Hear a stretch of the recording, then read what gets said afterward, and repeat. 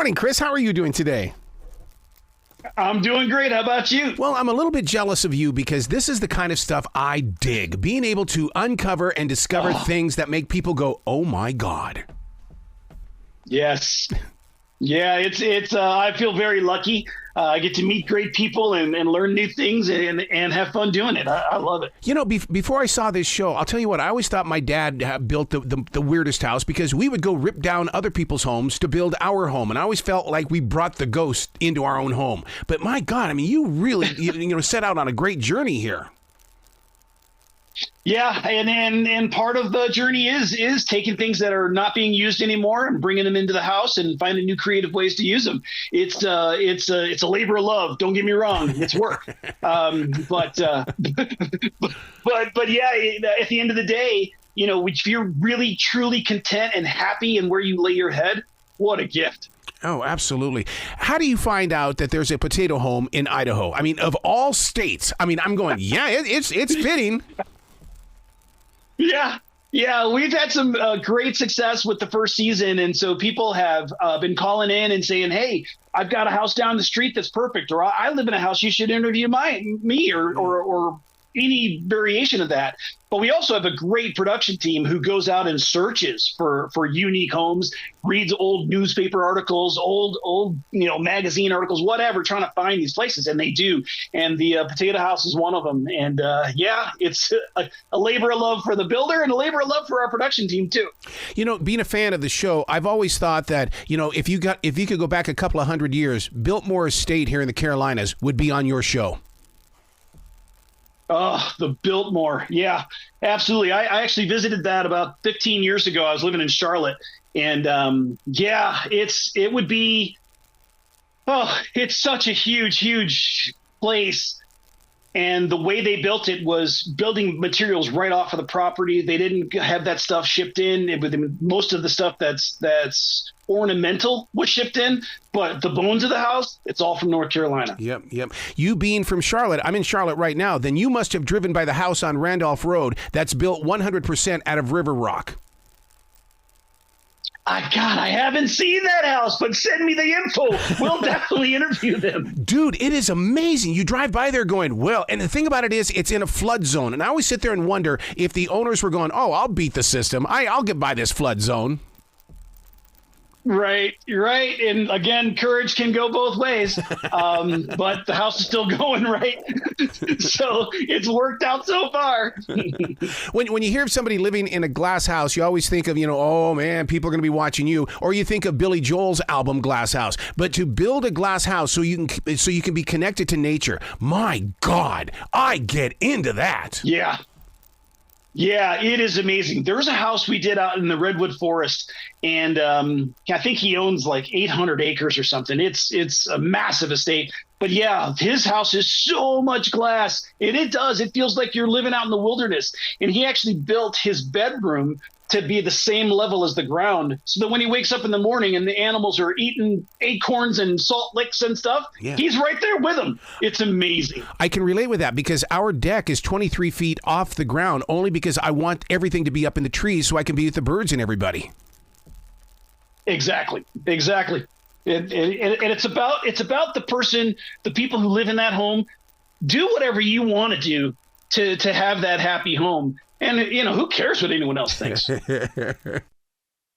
When you come across a house that is covered with car parts, you being from Charlotte, and you know how we are here in the South, you got to have that refrigerator out there on the front porch. But, I mean, a house made out of car parts. Yeah. So, it's a beautiful house, by the way. It is, I think he cut pieces out of like 130 cars or something. And the difference in the shades kind of make it look like the scales of a fish. Oh. And so coming down the street, it is beautiful. And on the bottom half is steamed cedar bark that has been flattened and turned into siding. I know. It is unbelievable, and it's great sustainable. There's stuff that we would have thrown away otherwise, and it has turned into just a beautiful house. Beautiful house. Let me ask you a question, because, I mean, first of all, I come from weird, and when I see these homes, I accept the weird. But what about these HOAs and things? Are they accepting? They must live away from neighborhoods. It depends, obviously. Some HOAs, you're not going to be able to build what you want there, and that's just the way it is. You know, it is the way it is. Then you'll have to find a space to do that. If you're lucky, you find a place that's open and creative, and that's all good. But if not, you might have to move. That's just the reality of it. Wouldn't you say that you guys redefine what a houseboat is? Yeah. Yes.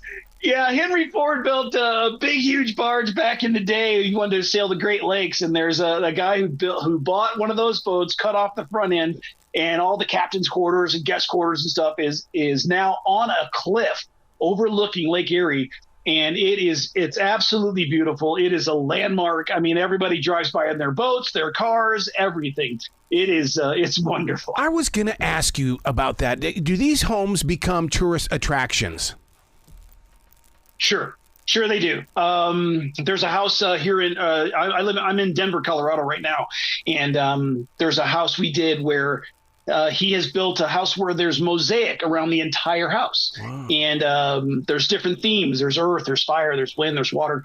And people drive by constantly, all the time. Wow. But what's really cool, for whatever reason, people don't go up and knock on the door. And I think that's the difference. If you want to appreciate it from the outside, that's great. But, this is someone's home. And so you don't want to go knocking on the door every 5 minutes. But yeah, they are definitely interest spots. That's interesting you say that, because when I was living in Billings, Montana back in the 70s and 80s, there was a house that was up by the Rim Rocks that had a 6-point star in a circle. And we always called it the witch's house. But we were too afraid to go knock on that dang door. Yeah, I bet. I might be afraid too. But luckily, the producers will have to go first. And then if they're okay, then I go. Do you see the owners of these eclectic homes as being artists?